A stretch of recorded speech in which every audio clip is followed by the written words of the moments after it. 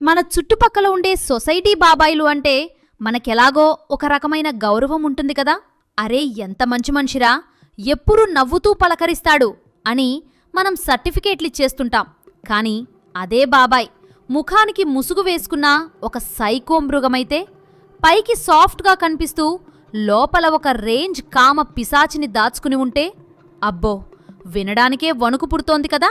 అసలు ఒక 41 ఏళ్ల ముదురు అంకుల్ పక్కింటి కాలేజ్ అమ్మాయిని ప్రేమ పేరుతో ఎలా బురుడీ కొట్టించాడో, చివరకు ఆమెని ఏం చేశారో తెలిస్తే మీ పక్కింటి వాళ్ళని కూడా మీరు 1కి 10 సార్లు అనుమానంగా చూడటం గ్యారంటీ. ఇంతకు వాడేం చేశాడు అనేది ఈ వీడియోలో తెలుసుకుందాం. ఫ్రెండ్స్, ఈ మధ్యకాలంలో కొందరు తమ కామ పిచ్చితో ఆ క్షణం ఎలా మారుతున్నారో ఎవరూ ఊహించరు. కాబట్టి మీ ఇంటి ఆడపిల్లల విషయంలో, చుట్టూ పక్కల ఉండే ఆడపిల్లల విషయంలో ఇలాంటివి ఎదురుకావద్దనేదే ఈ వీడియో ఉద్దేశ్యం. సో వీడియోని చివరి వరకు చూడండి. ఇక కథలోకి వెళ్తే, కేరళలోని కొట్టాయం అనే ఊరిలో భాస్కర్, రేఖ అనే ఒక పేద దంపతులు ఉండేవారు. వీళ్లది అమలగిరి అనే చిన్న పల్లెటూరైనా పిల్లల చదువుల కోసం, కూలీ పనుల కోసం కొట్టాయంకి షిఫ్ట్ అయ్యారు. వీళ్ళకి శ్రావణి అనే కూతురు, ఆనంద్ అనే కొడుకు ఉన్నారు. శ్రావణి అంటే ఆ తల్లిదండ్రులకి ప్రాణం. తను బాగా చదువుకుని కాలేజ్ లెక్చరర్ అవ్వాలని కలలు కనేది. పాపం ఆ పేద తల్లిదండ్రులు కూడా తమ కష్టాన్ని లెక్క చేయకుండా ఆమెను డిగ్రీ 2nd ఇయర్ వరకు చదివించారు. అన్నీ బాగున్నాయి అనుకుంటున్న టైంలో వీళ్ళ ఇంటి పక్కనే ఉన్న ఒక విలాసవంతమైన డూప్లెక్స్ ఇంట్లోకి మహమ్మద్ అర్షద్ అనే 41 ఏళ్ల వ్యక్తి ఎంట్రీ ఇచ్చాడు. వాడు రాదానే షో చేయడానికి ఒక పని మనిషిని, ఒక క్లీనర్ని కూడా పెట్టుకున్నాడు. చూసేవాళ్లకి వాడు పెద్ద బిజినెస్ మ్యాన్ లాగా బిల్డప్ ఇచ్చేవాడనమాట. ఈ అర్షద్ గాడి హిస్టరీ చూస్తే మీకు మైండ్ బ్లాక్ అవుతుంది. వీడికి రజియా అనే భార్య ఉంది. వీళ్ళిద్దరూ కాలేజీ రోజుల్లోనే ప్రేమించుకుని పెళ్లి చేసుకున్నారట. సీన్ కట్ చేస్తే, రజియాకి దుబాయ్లో నర్సుగా జాబ్ వచ్చింది. అక్కడ ఆమెకి నెలకు 2 లక్షల రూపాయల పైనే శాలరీ వచ్చేది. అర్షద్కి ఇక్కడ ఇండియాలో ఒక మెడికల్ సర్జికల్ ఏజెన్సీలో ఉద్యోగం ఉండేది. వీడికి వచ్చేదేమో కేవలం 60,000 జీతం. అంటే భార్య సంపాదనలో వీడిది 3వ వంతు కూడా లేదు. భార్య దుబాయ్లో రెక్కలు ముక్కలు చేసుకుని కష్టపడుతుంటే వీడిక్కడ ఆ డబ్బుతో జల్సాలు చేసేవాడు. రజియాకి కవల పిల్లలు పుట్టారు. మంచి ఇల్లు కట్టుకుందాం, పిల్లల భవిష్యత్తు కోసం ఆదా చేద్దామని ఆమె పాపం అక్కడ నర్సుగా కష్టపడుతుంటే, అర్షద్ మాత్రం ఇక్కడ సింగిల్ లైఫ్, సోకింగ్ లైఫ్ అన్నట్టు ఊరేగేవాడు. భార్య సంవత్సరానికి ఒక్కసారి 10-15 రోజులు వచ్చి వెళ్లేది. ఆమె వెళ్ళిపోయాక అర్షద్కి అసలు సినిమా మొదలయ్యేది. తన కోరికలను కంట్రోల్ చేసుకోలేక వారానికి 2 సార్లు వేశ్యల దగ్గరికి వెళ్లేవాడు. కాని వాడికది సరిపోలేదు. నాకంటూ ఒక సొంత అమ్మాయి ఉండాలి, ఆమె కేవలం నాకే సర్వస్వం అర్పించాలి అనే ఒక పైశాచిక కోరిక వాడికి పుట్టింది. అలా వాడు తన బాల్కనీలో నిలబడి పక్కింటి శ్రావణి మీద కన్నేశాడు. ఆ అమ్మాయి రోజు కాలేజీకి రెడీ అయి వెళ్తుంటే మన అంకురుగారు బాల్కనీలో నిలబడి ఆమె అందానికి ఫిదా అయిపోయి ఆమెని ఎలాదైనా తన వలలో వేసుకోవాలని డిసైడ్ అయిపోయాడు. అర్షద్ ప్లాన్ ఏంటంటే, శ్రావణి పేదరికాన్ని టార్గెట్ చేయడం. ఆ అమ్మాయి కాలేజీకి వెళ్లే టైం చూసి డ్రైవర్ ఉన్నా కూడా తనే కారు తీసుకుని వచ్చి, ఏమ్మా కాలేజీకా, రా డ్రాప్ చేస్తా అని బిల్డప్ ఇచ్చేవాడు. శ్రావణి ఫస్ట్లో చాలా పద్ధతిగా, వద్దు అంకుల్ నేను బస్సులోనే వెళ్తా అని మొహం మీదే చెప్పేది. అయినా అర్షద్ ట్రై చేస్తూనే ఉండేవాడు. ఒకరోజు వర్షం రూపంలో వాడికి ఛాన్స్ దొరికింది. బస్సుల్లేవు, కాలేజీకి టైం అయిపోతోంది. పాపం శ్రావణి పక్కింటి అంకులే కదా అని నమ్మి కారెక్కింది. ఆ రోజు వీడు చాలా డీసెంట్గా యాక్ట్ చేశాడు. ఒక్క మాట కూడా మాట్లాడకుండా కాలేజీ దగ్గర దించేసి వెళ్ళిపోయాడు. దీనితో శ్రావణి మైండ్లో అంకుల్ చాలా మంచివాడు, హాని చేయుడు అనే నమ్మకం బలపడిపోయింది.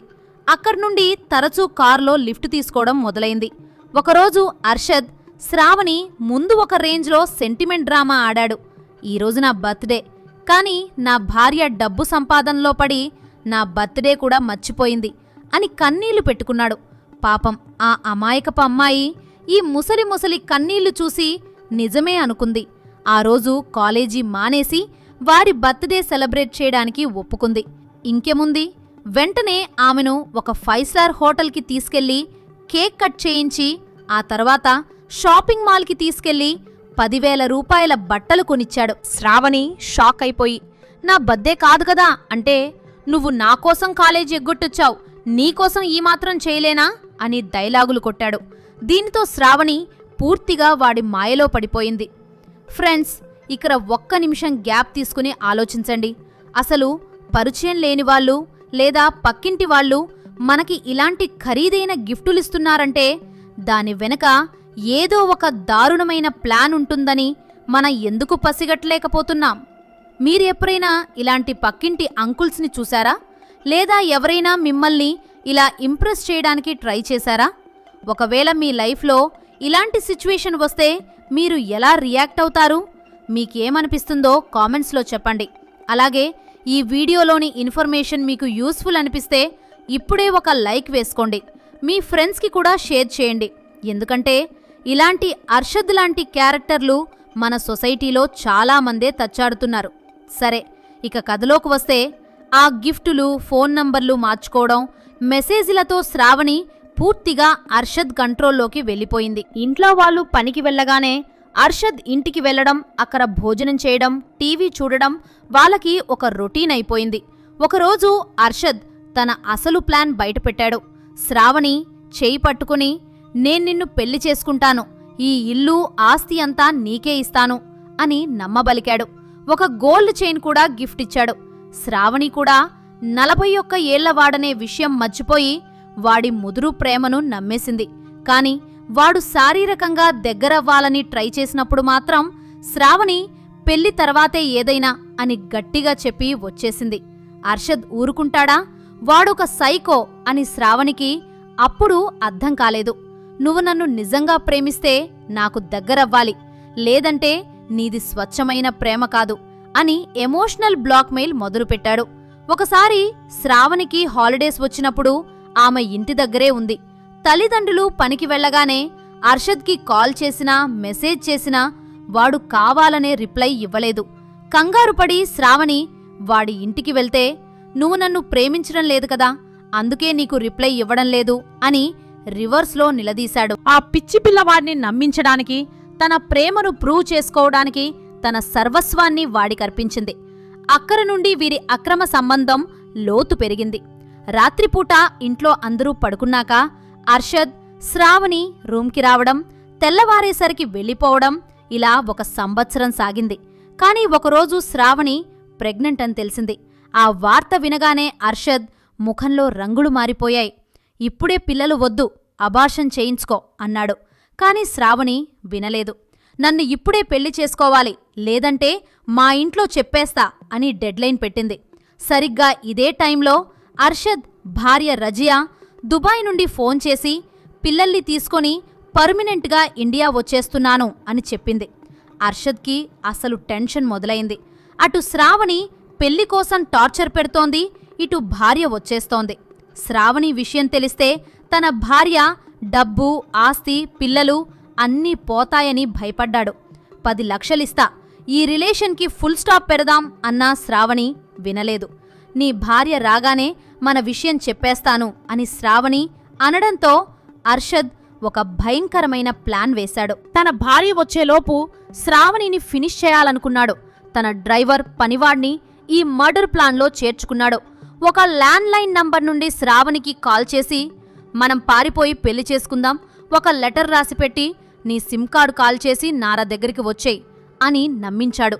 ఆ నమ్మకంతోనే శ్రావణి లెటర్ రాసిపెట్టి సిమ్ కార్డు కాల్ చేసి వాడి ఇంటికి వెళ్ళింది. అర్షద్ ఆమెకు బిర్యానీ ఇచ్చి టీవీ ఆన్ చేసి కూర్చోబెట్టాడు. ఆమె టీవీ చూస్తూ హ్యాపీగా ఫ్యూచర్ గురించి కలలు కంటోంది. సరిగ్గా అప్పుడే వెనక నుండి కేబుల్ వైర్ తెచ్చి ఆమె మెడకు చుట్టి గట్టిగా లాగాడు. డ్రైవర్ ఆమె కాళ్లను పట్టుకున్నాడు. పనివాడు ప్యాకింగ్ మెటీరియల్ తెచ్చాడు. ఆమె చనిపోయాక బాడీని తన ఏజెన్సీలో ఉండే పెద్ద పెద్ద మెడికల్ సర్జికల్ కవర్లలో ప్యాక్ చేసి 90 కిలోమీటర్ల దూరంలో ఉన్న అడవిలో పడిడేశారు.